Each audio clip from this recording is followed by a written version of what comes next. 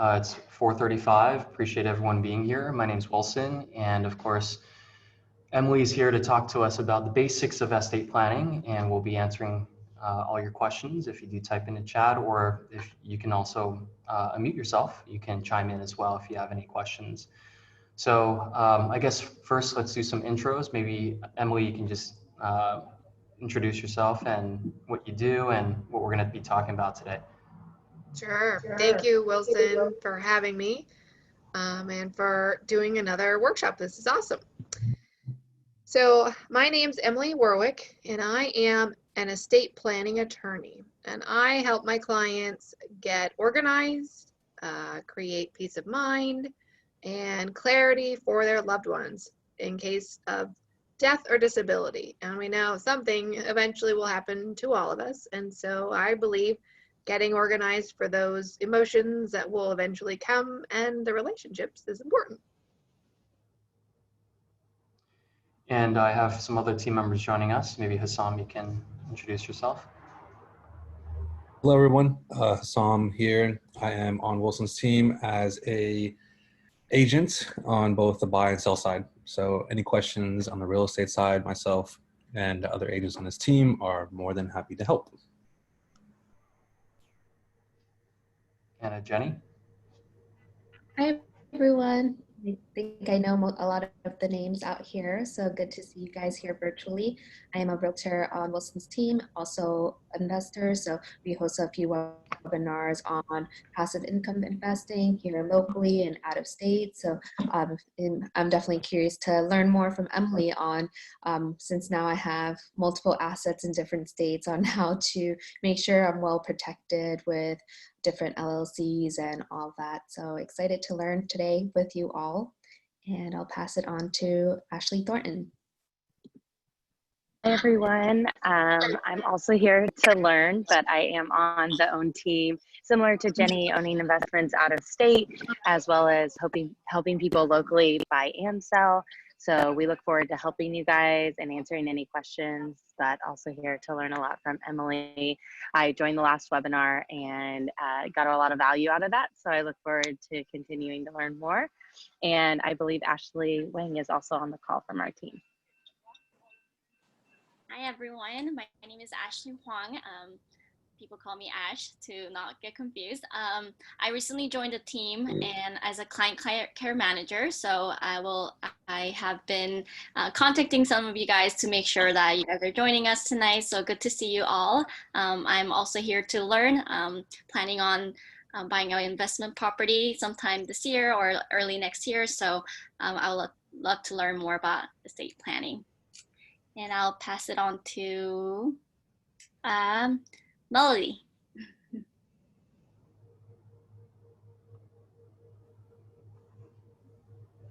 I think you're on mute, Melody.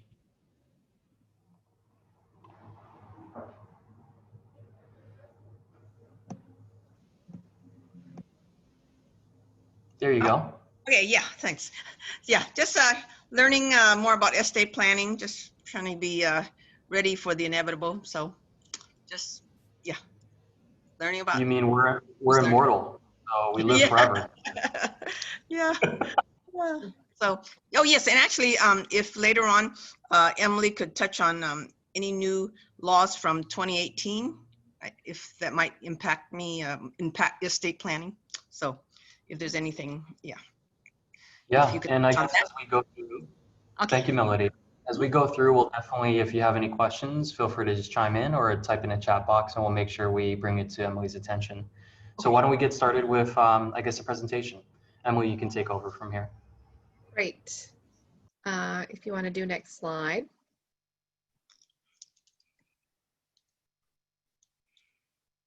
I think everybody knows we're being recorded, and if you're not, you're now on notice. And also, you can find some of our social, for example, this recording is going to be on YouTube, just in case you do want to rewatch it or share with a loved one that you find maybe would find it helpful.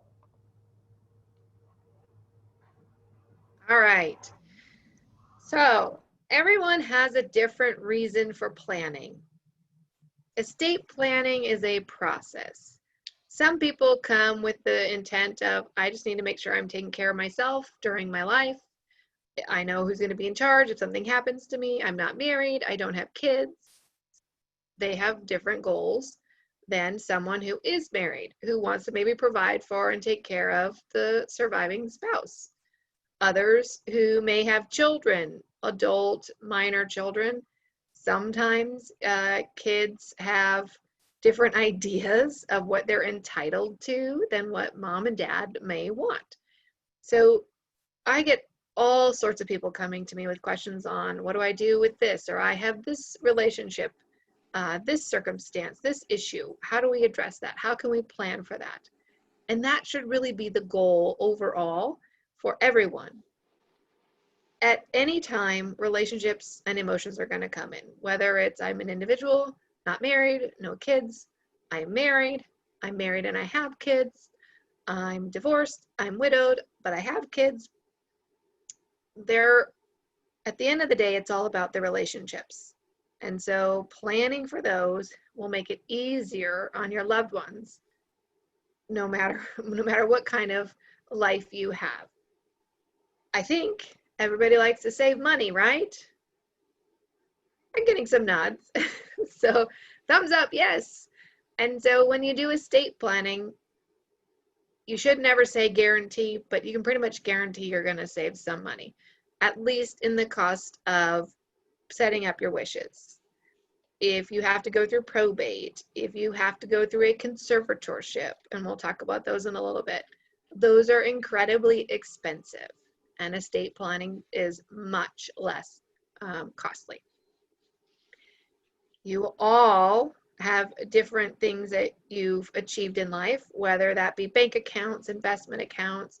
As Jenny said, owning investment properties in other states. I think one of the other individuals said the same thing, one of the Ashleys. You want to keep control over those, right? Who wants to let go and let someone else make their decisions for them? So a lot of people say, well, I'm not ready to let my kids take control, or I'm not ready to let my spouse have control. And that's okay. And you can plan for that with estate planning. Next slide. Am I in control of the slides? Thank you. All right, so what do people do for planning? Doing nothing. Maybe you've heard, maybe you haven't, but approximately 90% of Californians have not done any planning. Seems like a lot, but that is what the last statistics that have come out said. Little do you know, even though you've done nothing yourself, you haven't taken any initiative, the California Probate Code actually has a plan for you. And we'll talk about that. What a lot of other individuals do is say, well, I'm just going to add my spouse to title on the bank account, or I'm going to add my partner to title. We're going to own it jointly. That could work.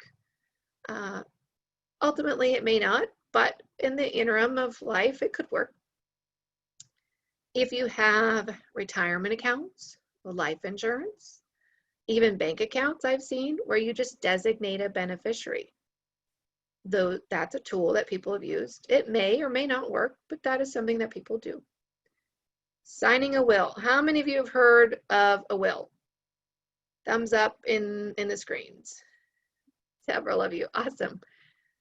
So a will is the basic tool in estate planning and is one that many attorneys, even attorneys who are not practicing specifically inside of estate planning, prepare a lot of the time. Power of attorney.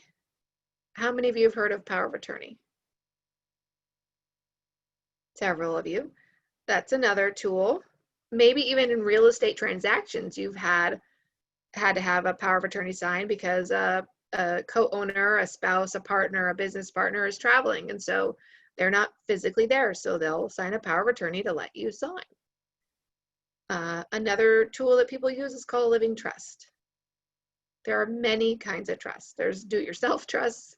There's the LegalZoom, the Nolo Press, the Susie Orman, bare bones, basic trusts.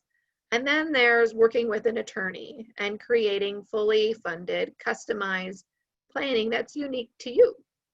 So those are all of the potential planning techniques that I see people use.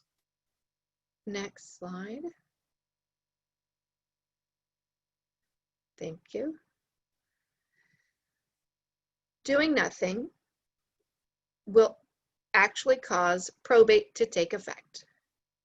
Signing a will guarantee probate. How many of you have heard of probate? A few, less few. Great. So probate is the court process where everything you have is transferred to your heirs. A judge is going to supervise that process. Prior to COVID, I would have said it would take a year, year and a half. No one's fighting. It's just going to take that long to get through the court system. Having the courts shut down for 3 months plus, depending upon the county, and many counties are still trying to figure out how to do things electronically and video and Zoom and all of that. So they're still working out their kinks. It's going to take a year and a half, 2 years, 2.5 years. No one's fighting. No one's upset. Spouse, partner, kids, they just want access to the home. They want access to the money, to the bank account so they can pay for things, fix things, whatever it may be. And they don't have access to that because it's in the court's hand and the judge is supervising it. So probate is a time-intensive, court-supervised, expensive process. The fees for probate are detailed out in summary here from the California Code. If you have a home worth $1 million, you're looking at a large sum of fees. And most people don't want to shell out that kind of money to non-family members. So having a will guarantees this court process, and doing nothing guarantees the court process. The average cost of a probate could be anywhere from 6 to 10%. If you have real estate, of course, it's going to be closer to that 10 because you're going to have that 6% of real estate agent broker fees. So if you want to avoid having that cost, having that time delay, planning is critically important for you. Next slide. So if someone owns a home and there's debt on it, there's a lien still on it, a mortgage, what does that look like as far as probate fees? And I've given you an example here. So someone with a home without a mortgage is going to pay the same in fees that someone with a mortgage on a home is going to pay. But the effective rate of that is drastically more when you have debt on the home, because the lender actually gets paid after the attorney, the executor, and all of the filing fees and the court fees get paid. So having a mortgage doesn't reduce your probate fees. It just reduces the percent that the children, the spouse, the partner, the parents, whomever your heirs are going to receive. Next slide.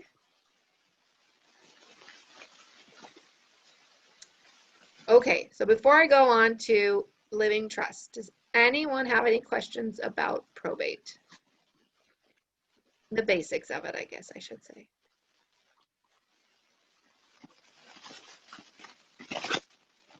Okay, everybody's an attorney now. They all understand probate. Awesome, we're moving on. Just to avoid it, correct? Hey, Yeah, Emily? yes, you just want to avoid it. Yes, of course. Hey, just to make sure I understand it. So a will guarantee that it will go to probate. Exactly, because the only way to process a will is to have the court supervise that. Thank you. Yep. So instead of a will, what should you do? Thank you, Sue. You should have what's called a fully funded living trust. There are two ways that I like to look at it. You can look at it like a suitcase that you're packing for a trip of life. And you're going to put it with all the stuff that you might need, you might not need. You don't know what the weather is going to be like. So you put some sweaters in, you put your rain boots in, you don't know what it's going to be. And then you put the things you know you're going to need in the suitcase, like your toothbrush, your toiletries, things like that. But I also explain a trust like a bucket. And so think of you creating a pail like you're going to take to the beach. And you put things in, you take things out. That's a living trust. Living meaning while you're alive and well, you can put things in, you could take things out. You buy an investment property, you put it in. You decide to 1031 exchange it, you get a new one, the new one goes in. You start an entity, you put the entity into the trust. You decide you like the bank you're at, you leave it in the trust. You decide you don't like the bank you're at, you move it, you take it out of the trust. A living trust means you can put things in, take it in, put it in, take it out. It's just holding everything for ease of transfer to your beneficiaries and for ease and organization for your successor agents, which could be your spouse, your partner, your parents, your kids, whoever you've nominated. So who gets to be in control of that trust? It's called a trustee. That can be an individual. While you're alive and well, it's you. Someone's asking a question. Can a property be under two separate trusts? Yes. So a trustee of a trust is going to manage whatever is in the bucket. If there is a piece of real estate that, for example, I own with my sister, my half is going to go in my trust, in my bucket, but her half is going to go into her bucket because she has a trust. And so on title with the county recorder's office on the grant deed, or if it's in another state, a warranty deed, a special warranty deed, whatever it may be, whatever type of transfer document they use, it's going to show Emily's trust and Tristan's trust. It doesn't matter if there's one owner, two owner, three owner, four owner, five owner, and whatever percentages you own, everyone should have their own bucket, their own trust. And the trustee is the one who gets to control that. Okay? While you're alive, you can change the trustees.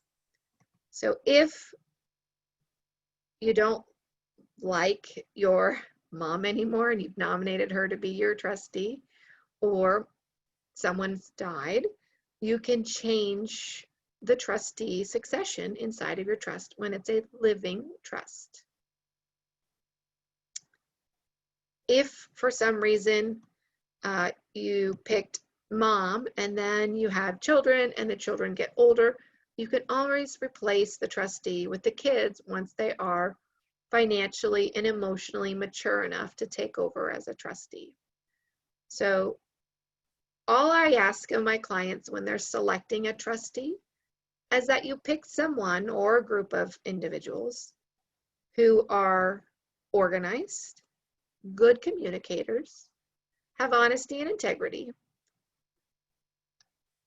have good relationships with whomever the beneficiaries are, and are team players, because they're going to need to work with myself as the attorney. Maybe there's a CPA, maybe there is a financial advisor or real estate agent. They got to be able to work with everybody who's on your team. So you want to make sure you're picking someone that is able to handle all of that. Now, they don't have to be older than, let's say, 21, 25. They have to be older than 18. That's the legal age to be an adult, at least in this state. Other states have 19. And yes, you could pick a child or a friend or someone who's 18 to be a trustee. They're still, in my opinion, still children. And they have growing up to do. And so let them be a kid. Let them use their rest of their teenage years, their early 20s, to live carefree and not have to worry about managing things for mom, dad, loved one, whomever it may be. Let them be a kid. All right, we're getting another question in. Go ahead and go to the next slide, but let's answer this question. Let's see, I can't see the full question. Okay, so the question is should an investment property be in an LLC first and then LLC in the trust? Pros and cons of having an LLC with a trust. So with a trust, you are going to have many benefits, which are listed right there. Either trusts are easily amenable, you can maximize use of deductions and exemptions for tax purposes. You can use them for many different situations: remarriage of spouse, charitable contributions, religious reasons, pets, children with different needs, supplemental needs, maybe they're on any governmental assistance. And you could continue to maintain control over them. But a living trust does not provide you liability protection. It doesn't provide you creditor protection because it is still you. When you have investment property, to me, that means you're going to have tenants of some sort, whether it's commercial property, agricultural property, or residential. You're going to have tenants. Those tenants might have visitors over. You're exposing yourself and all of your personal assets, your home, your bank accounts, your investment accounts, retirement accounts, to anyone suing you for any issue, any problem that arises on your property.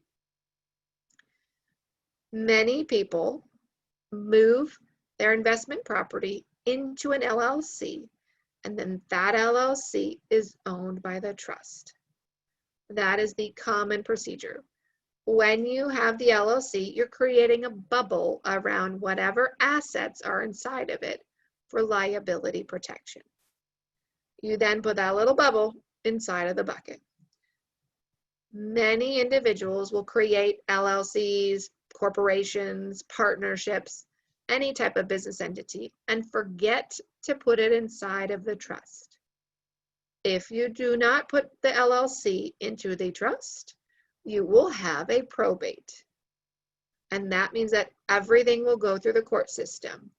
Everyone will know who is getting your assets, who your debtors are, what is still owed on the property. If you had partners, they'll now know the value of that property.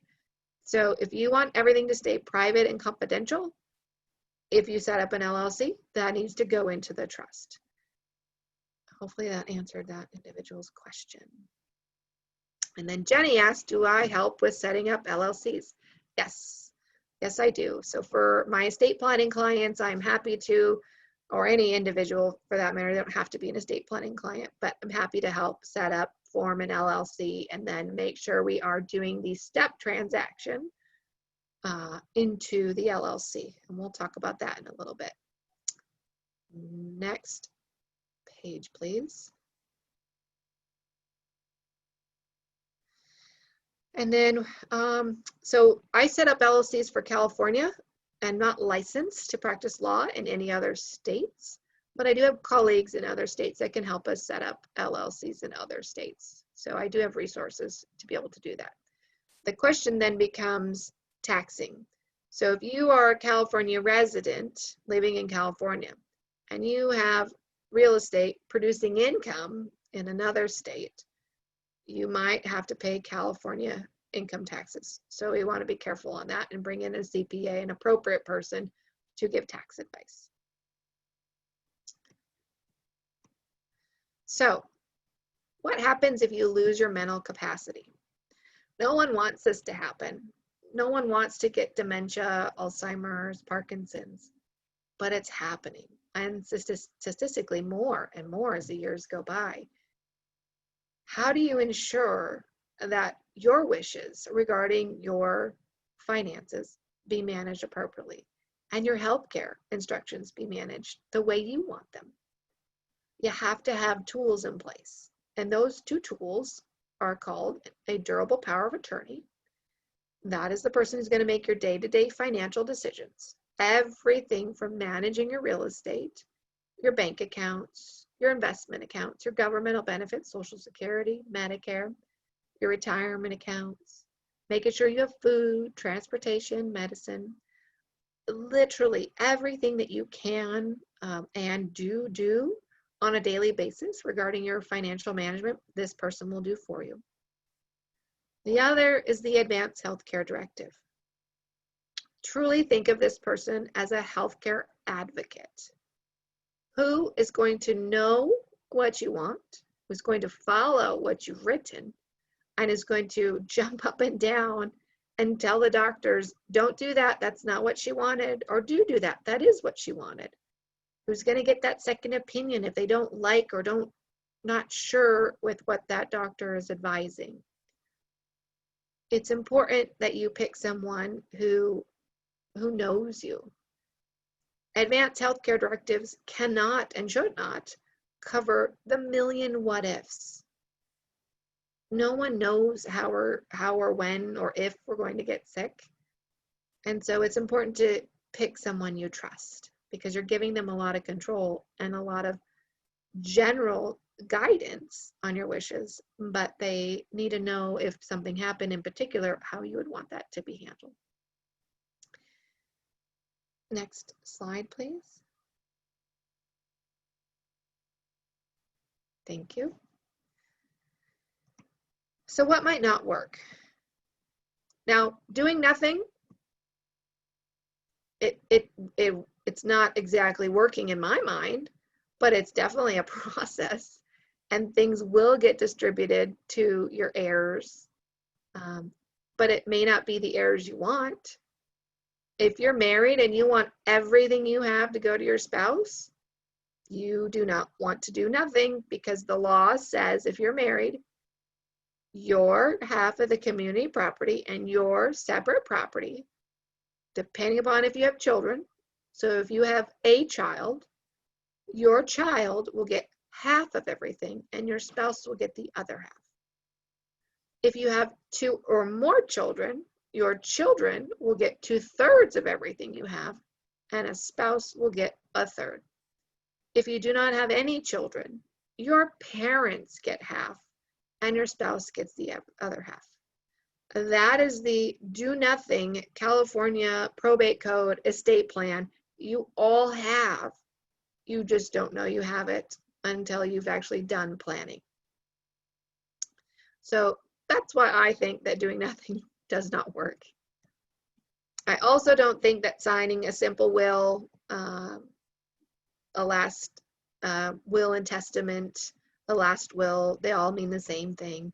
I don't think it works because you're only saying who's in charge and who's getting everything you have. Your loved ones still have to go through the probate process. And if they are your loved ones, you don't want them, I wouldn't imagine you would want to force them to live through your passing over and over and over again as they have to go to court for 1.5 years, 2 years for probate. That is torture for some because it's just hard to grieve. And when you're facing that every couple months because you have to go to a hearing, it's incredibly hard for some individuals. So signing a will, doing nothing, both require the court supervision, and that can be very difficult for your loved ones. Now, owning property jointly. Jointly means it's joint tenants. And under the law, it's a game of survivorship.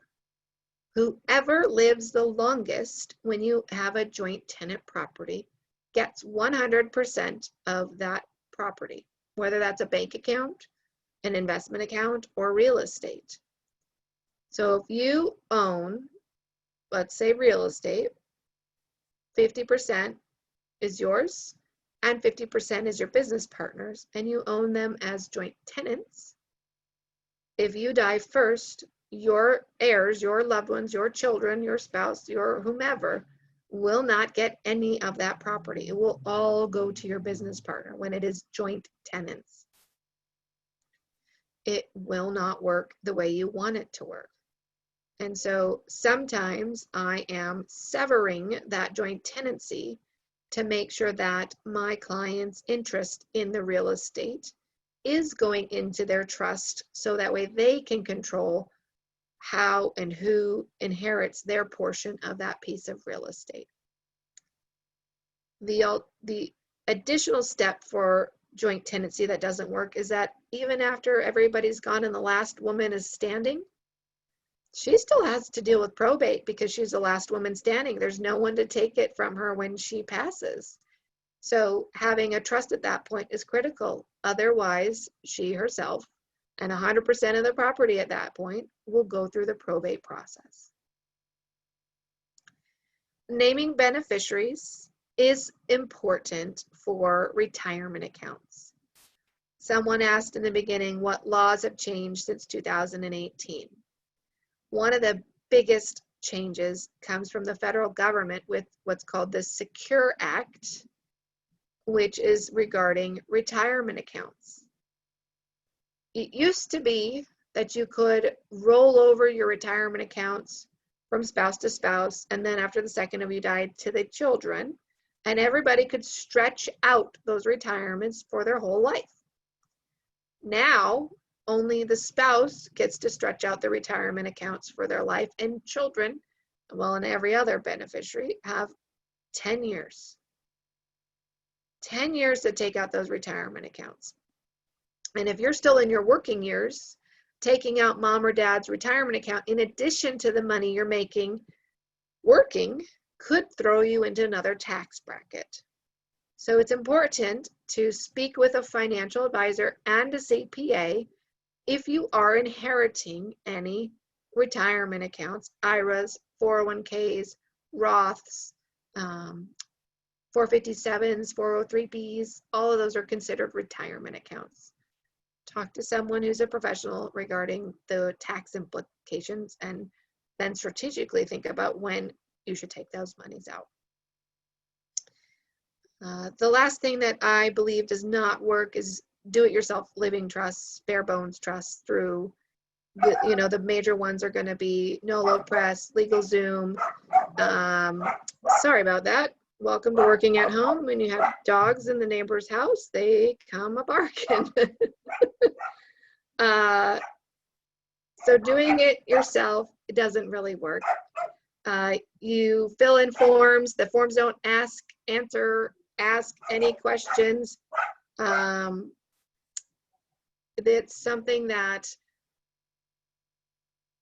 if you use TurboTax for your taxes, that's one thing. Taxes, I think, I don't know, I'm not a CPA, can be pretty straightforward, but trusts cannot. There's so many nuances with California law, with relationships, with family dynamics, with emotions, and the bare bones do-it-yourself trusts just aren't going to cover all those things. They're definitely that software is not going to ask you about the relationships. It's not going to give you opportunities to design for that.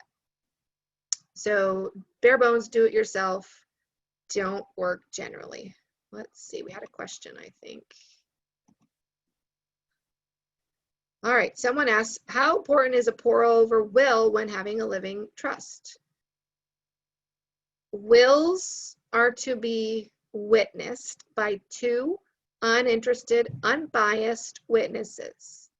So whether it's a living will, or a last will and testament, or a will, which dictates how your assets are going to be distributed, or what is called a pour-over will, both require two uninterested, unbiased witnesses. Pour-over wills are essential for a trust. Some attorneys take care of what is called funding. Some attorneys do not. Funding, which it's a later slide, but we'll talk about it now, is when you put the stuff in the bucket. So remember, the trust is the bucket. And now you're going to put the real estate in the bucket, and the bank accounts and the investment accounts. That process is called funding. I can also guarantee your life will change from the date you create your trust until you pass away. You might have a job change. You might have retired. Assets are going to change. You might not like the bank anymore. You might move from Charles Schwab to Fidelity to Morgan Stanley to all the other institutions out there. If you don't continue to move them into the trust, that pour over will is critically important. It catches those and does exactly what the title says. It pours them over into the trust. So yes, a pour over will is necessary when you have a living trust. We don't want to go through probate. You don't want to have a probate and a trust administration, which is what happens after someone's died and they had a trust. You have two fees then. You really don't want that.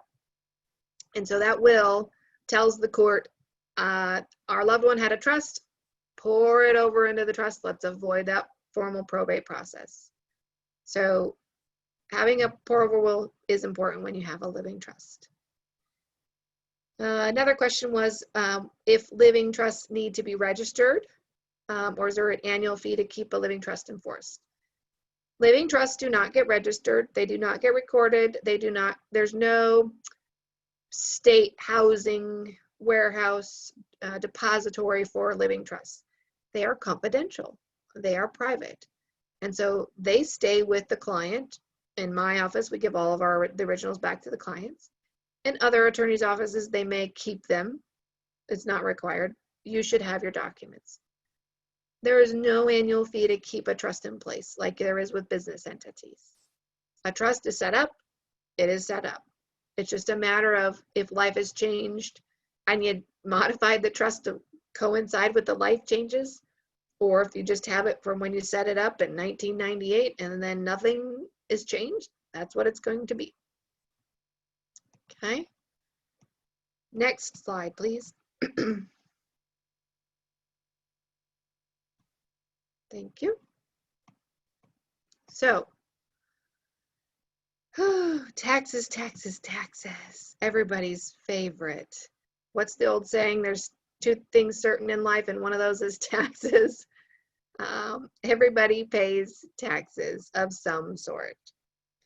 In my world, there are generally 4 taxes that come in. There are estate taxes, also known as death taxes, because they happen when you die. That right now is a federal tax. Every one of you has an exemption of about 11.5 million in value of assets that is exempt from the estate taxes. Every dollar over that is a 40% tax. That exemption will go down automatically in 2026 to approximately $5.5 million per person, with again a 40% tax on every dollar. So how do we get to that number? Well, the IRS says, what's the fair market value of your real estate? Not, I have a home worth $1 million and a mortgage of 500, so it's 500,000. Nope, it's the million that goes into that bucket. What's in your bank accounts? What's in your investment accounts? What's in your retirement accounts? What's the value of your life insurance and any businesses you own and your personal property and of course the real estate? All of those items get totaled up, and that is how the IRS will say you're above or you're below whatever that exemption is. Some people have heard of the tax called an inheritance tax. That is at the state level. Believe it or not, the state of California does not have a state inheritance tax or a state estate tax right now. They might, they have in the past. It was on the docket a year and a half ago to come back, but it got squashed in committee. So when my clients are part of our pool, we let them know when those things are changing so they know when the tax laws are going to be changing at the state and the federal level.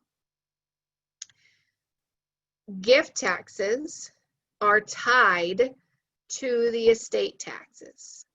So if you don't give it away at death, you can give it away during life but it's tied together. So you don't get twice the amount. You only get the same exemption, 11.5, give or take, per person, either to give away in life or at death. The same will go down when 2026 happens. Could go sooner. It's all up to the federal government, Congress, to pass a law regarding those taxes. Income taxes. Anyone on Wilson's team will tell you, hang on to your real estate, 1031 exchange it, don't let go of it, buy more real estate.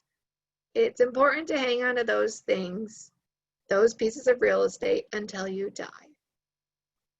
When you purchase a piece of real estate, your purchase price is your income tax basis. If you make improvements, new roof, new counters, new kitchen, new bathrooms, all those improvements add to your basis. So that way, when you sell it, your capital gains, your income taxes on the sale, which is capital gains, will be your income tax basis to the purchase price, to the sales price.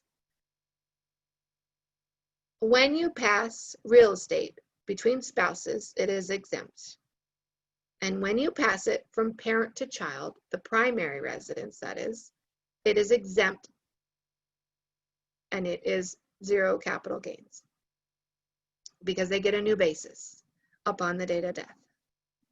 So if you purchased a home for $50,000 in San Francisco in the 80s, and then you've hung on to that property until you've died, and it goes to your son, your daughter, and it's worth $3 million when you die, the kid's new income tax basis is $3 million. They do not have to pay capital gains on that growth from $50,000 to $3 million. The other taxes tied to real estate are the real property taxes. Same consideration. When you buy a piece of real estate, that's how they're going to calculate your real property tax basis. Hopefully it's low. You want it to be low. If it is kept in the family and it's a primary residence and it goes from parent to child, then you get to keep the low real property tax basis.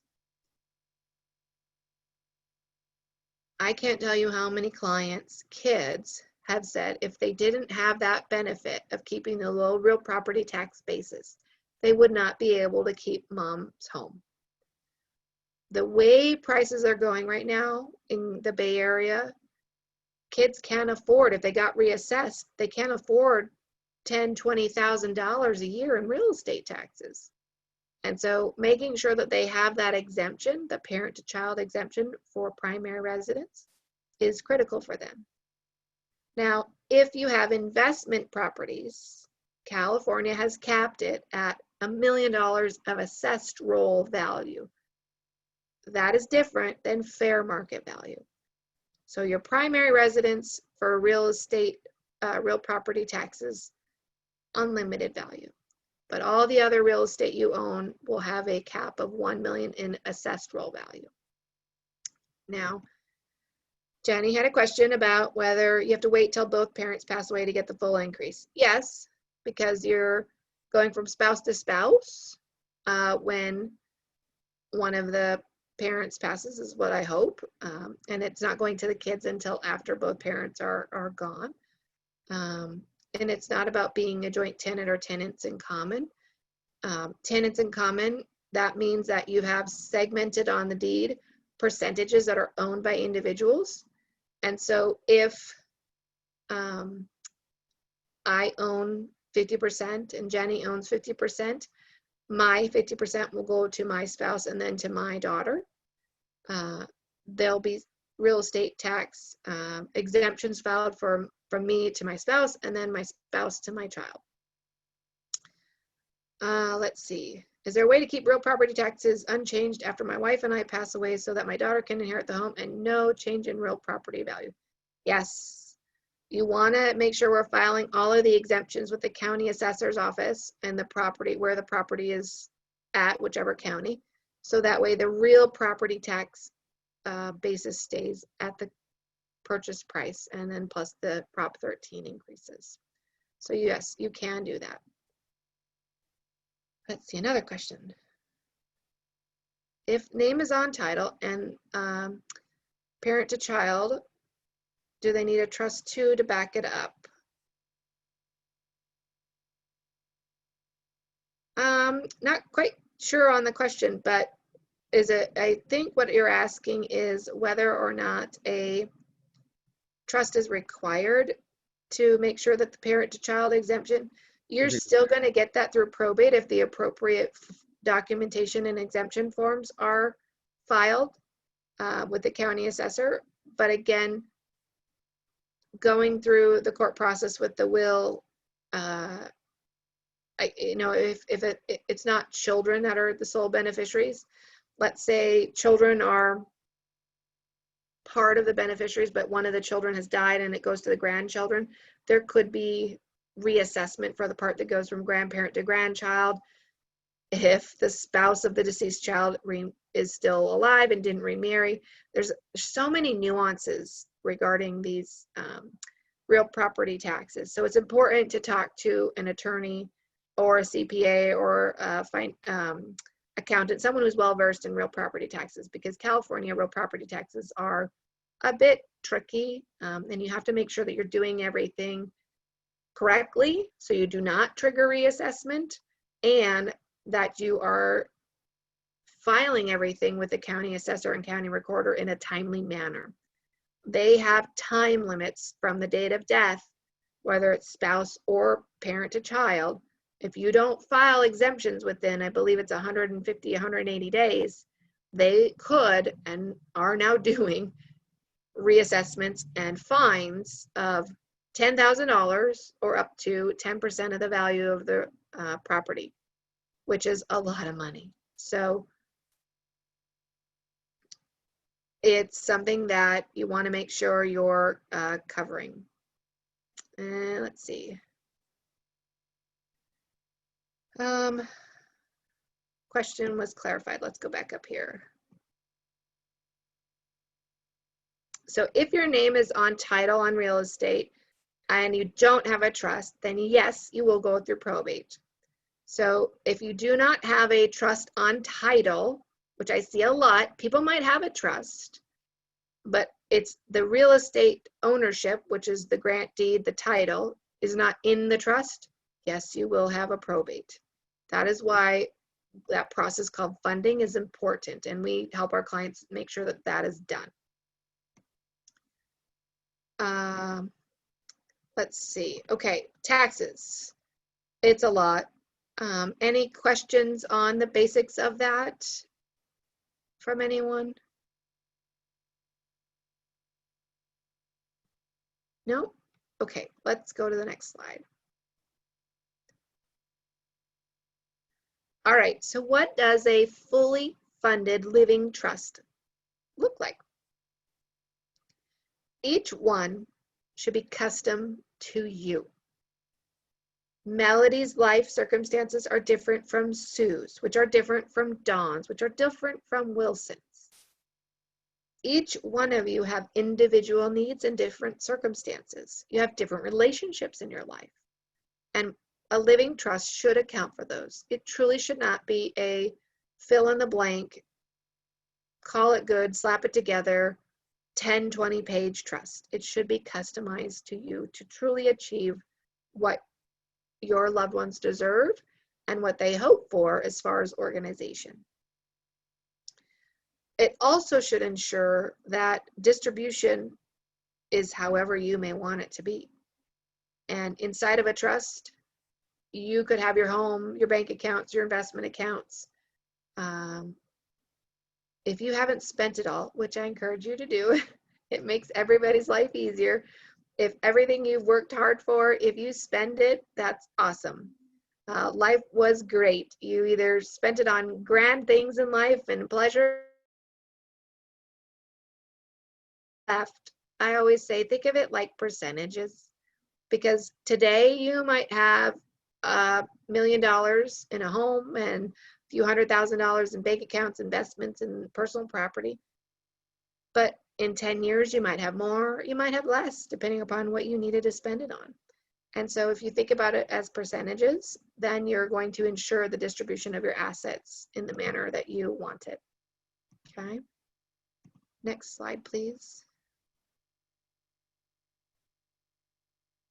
All right. So why do trusts work? For various reasons, of course. You have a plan that's going to take care of you while you're alive. You've outlined what you want if something does happen where you do lose your mental capacity. Trusts are unique, that they are not only applicable when you die.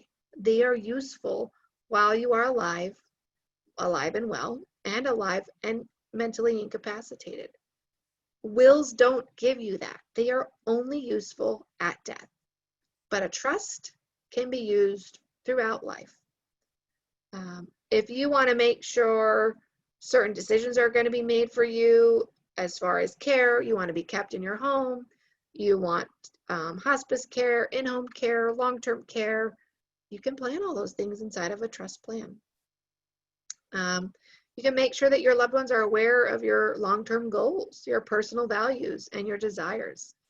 Some of my clients are incredibly into certain environmental needs-based planning, and so they plan for those charities. Some have very strict religious needs, and so we plan for that inside of their trust, inside of their will, inside of their healthcare directive. Some have pets that they want to make sure they're taking care of, and that might outlive them. So we provide for that. It is, as I said, a fully customized plan to you should cover all of these things. An attorney should ask you all of these things because your individual needs and circumstances are different from mine, which are different from Jenny's and Wilson's and Dawn's. Next page, please.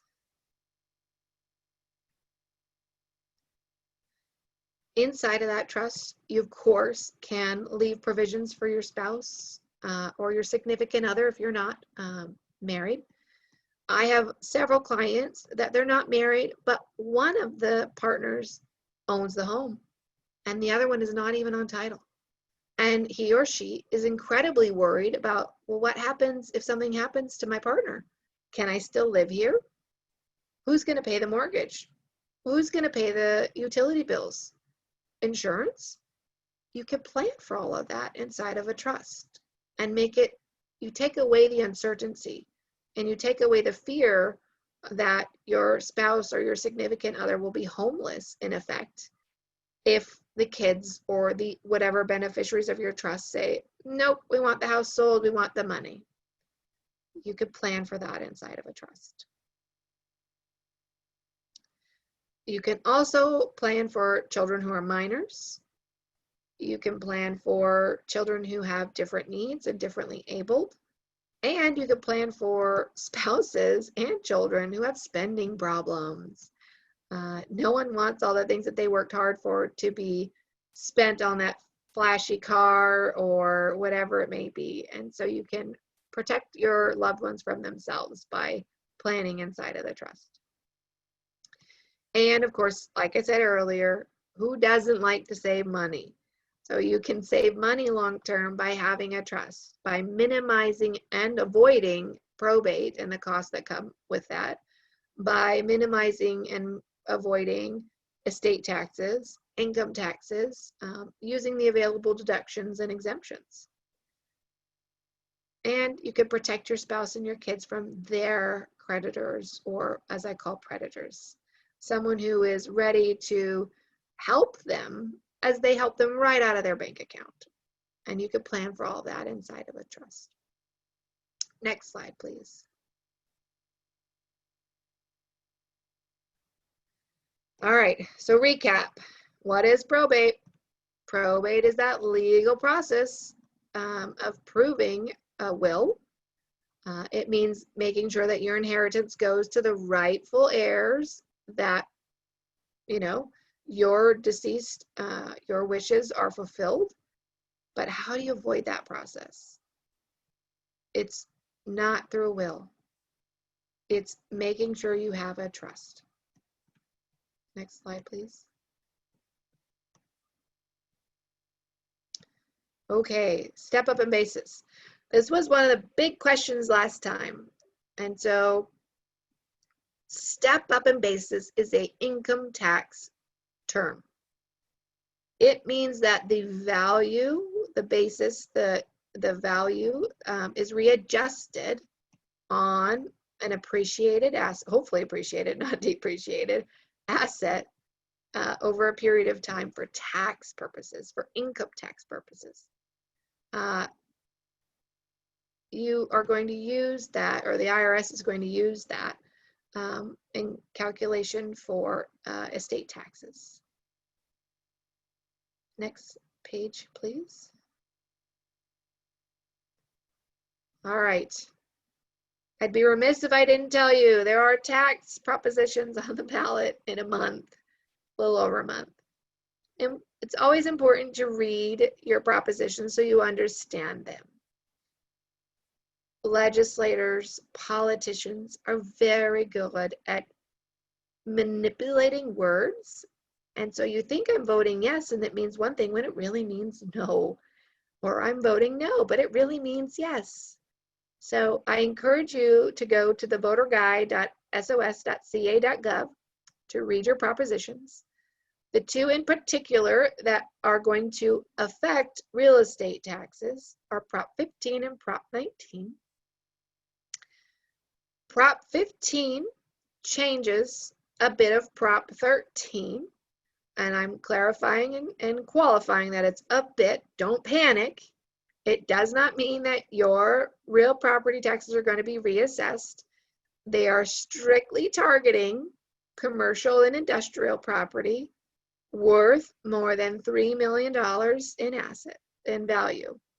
And all of those pieces of commercial and industrial will be reassessed next year if this proposition passes. Read, of course, the proposition so you know where the money's going. I think it's important to know where money goes, not just say, yeah, sure, let's pay more taxes. Where's it going? And then Prop 19 is a little bit lengthier, a little more convoluted, but the piece that's important in this context is the parent-to-child exemptions. I think everybody wants to make sure that their children can take their primary home and keep it at the low real property tax basis. And so it's important to read that proposition because they're saying if the children don't use it as their primary home, they may not get that exemption. They may be reassessed. So please take the time to read your propositions. Understand these two because they're applicable to your real estate taxes so you know what you're voting for. And then next slide, I think is just Q&A. Yeah. So we had one question. Oh, sorry, go ahead. I was just saying thank you so much for all the information that you've given so far. You're welcome. We did have one more question that I missed. So ballpark figures for estate planning for setting up a trust. Every attorney is different. I do mine by flat fee. So flat fee for a trust, flat fee for, the whole estate planning package, flat fee for LLC formation. We do it all at a flat fee so everyone knows what they're getting. There's no, you get a bill this month and you get a bill next month and we talked for 6 minutes on the phone and you send an email to my assistant, and you send an email to me, and you send an email to my client care manager, and we're all billing you. No, all that time is included. And so for an individual, it varies, or it's less than for a couple because there's less work to do as far as estate planning. And then for a couple, it's slightly more because there's more work to do. But an individual can vary anywhere between $2,000 and $3,000, and a couple can be anywhere from $3,500 to $4,500. It could be more, it could be less. Those are ballpark. Everybody's offered a free consultation. I always make sure that I get to know you, you get to know me. I know what kind of planning you're looking for, and before I quote a flat fee. So everyone gets a good hour and a half with me to ensure that we're a good fit and that we know what we're doing before I know how much we are cost charging. And is the flat fee less if we don't own real estate or property? Yes, it is. It is because there's less work to do. Let's see. Now people are asking. Okay, so Prop 15, does investment property count as commercial business subject to reassessment if more than 3 million in value? You're gonna have to read the proposition on that. I don't want to give advice on that proposition or sway anyone's votes. That is not my goal. I just want you to be aware that those are some things that you do want to read, and then reach out to the individuals listed to ask more questions on those propositions. Let's see. What if we bought 2.3 million and the value increases to 3 million? It's a rental property, 2 to 4 unit and 5 unit. So I don't think those are considered commercial when they're residential like that. I don't think that's their classification. So, you know, an investment property could be commercially zoned, industrial zoned, and I think those are definitely going to be on that Prop 15. But if it's residential, I don't think that that's what they're looking for. But again, I would revert back to reading that proposition and ensuring.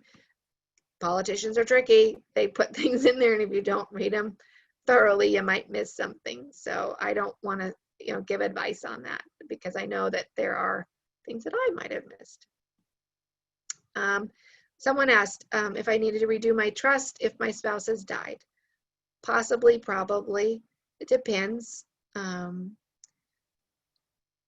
It depends when the trust was created. So many attorneys created trusts in the 80s, 90s, 2000s, even early 2010s, where upon the first spouse's passing, the trust had to divide in half and create a surviving spouse's share and a deceased spouse's share.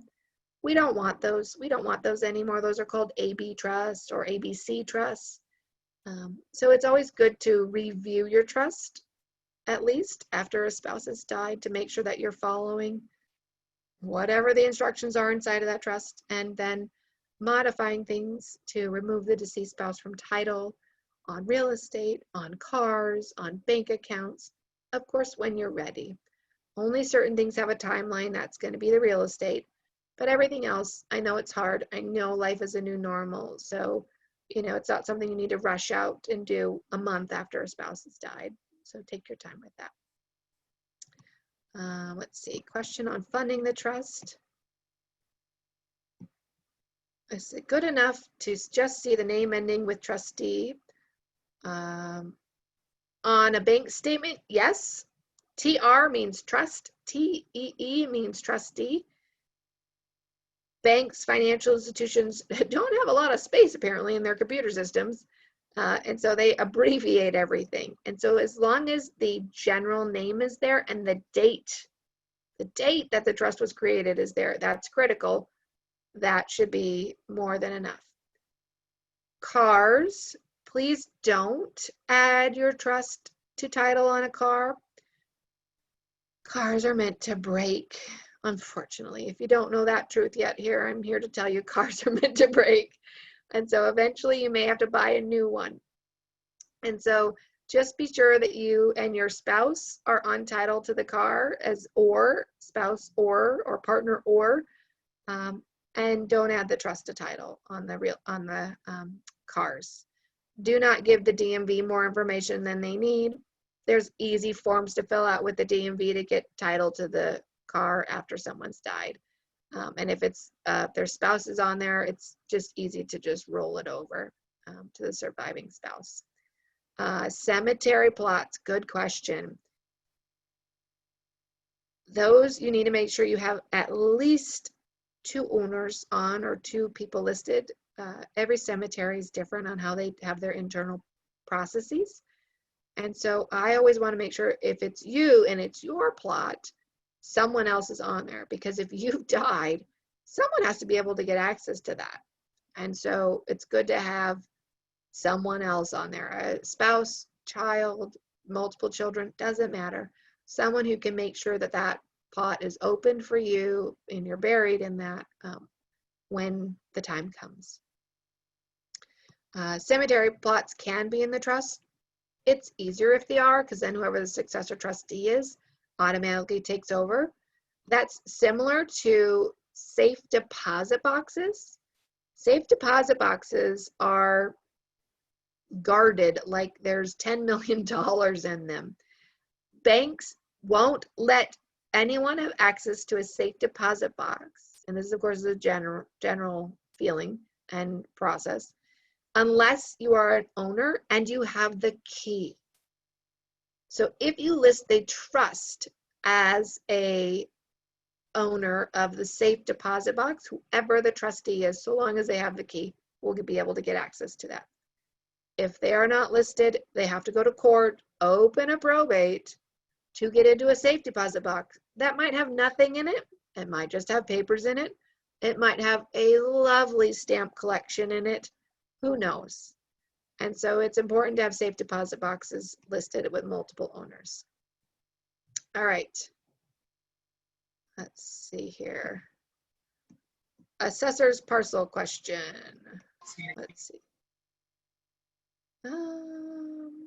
I missed that question. So Henry, if you could rephrase your question, that would help. Any other questions for me? I know there's probably a lot. I am happy to offer my time free of charge to anyone who's on the workshop today, the webinar today. And if you share it with family and friends, or you see it on YouTube, same goes for you.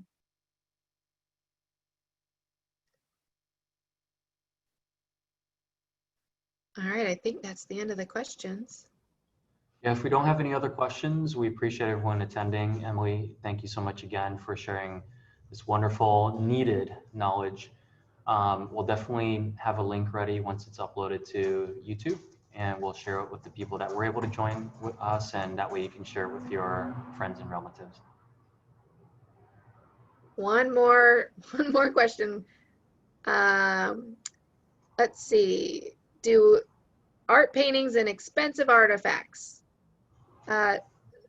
you need to have those insured for sure, but a trust can cover those. It can dictate where those personal belongings can go, to whom you would like them to have it, and to ensure that the trustee gets control of those after someone's passed. So yes, those do go into the trust.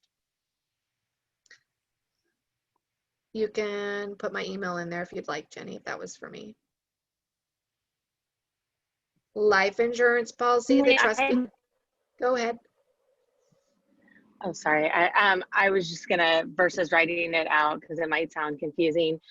When someone's been given like the authority to make the decisions on your behalf once you've passed away, what if they decide that they no longer want that? Can they appoint somebody else, or does that person need to be on some particular beneficiary list as well?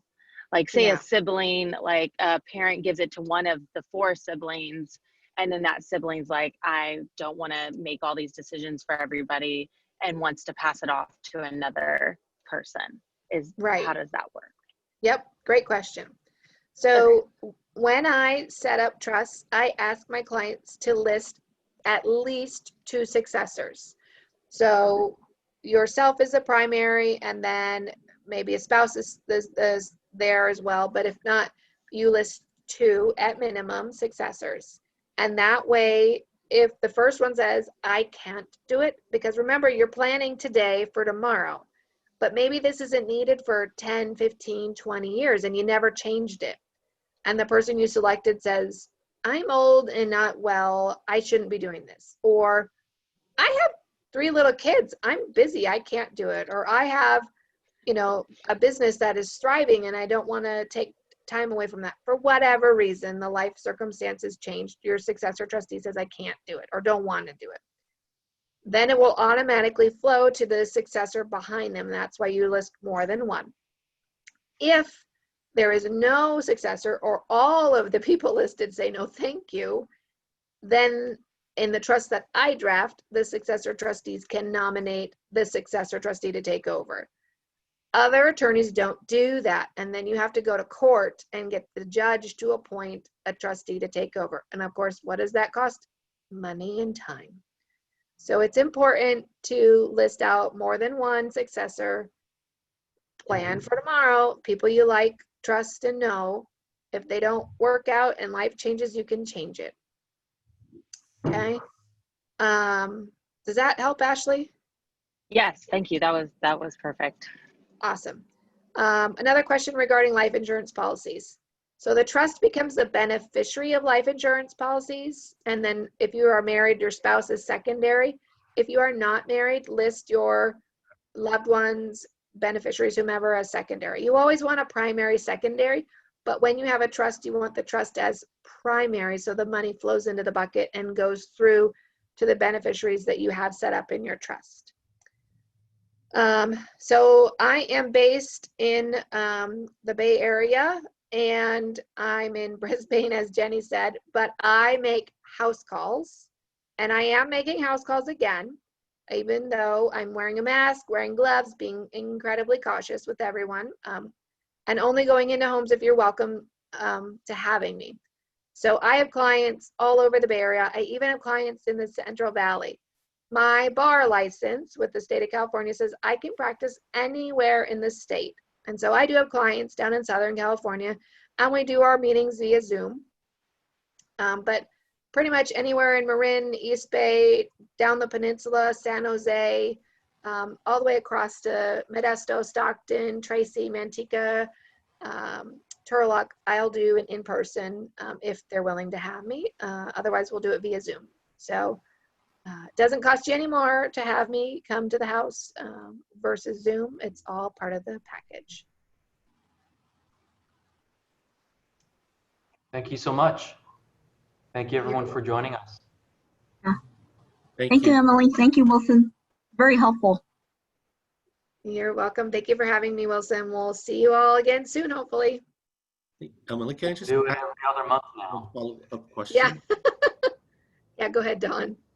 So if the trust isn't registered anywhere, and I'm kind of thinking about it from the situation in Napa County with all the fires going on. Oh, yeah. If the people over there, if they have a living trust, and since it's not registered anywhere, and it went up in flames because of all the, so, and then, you know, one of them dies or something, how would they figure out what is in the trust document if it's not registered anywhere?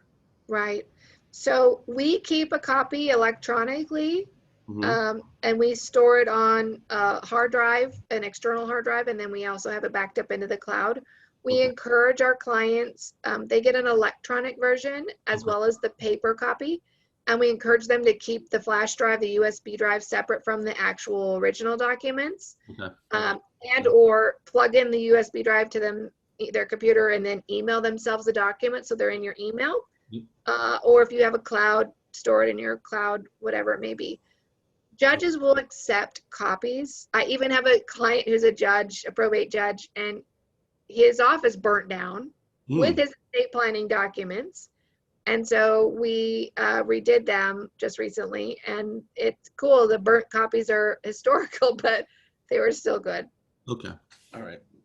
But yes, very good question. I had clients who lost everything in the Santa Rosa fires, and so we had to get them all the backup for everything. Which so as long as you have a backup, even as a copy or in the cloud, that's still good to go. It's still good. Yeah. All right. Yep. Thank you very much. You're welcome.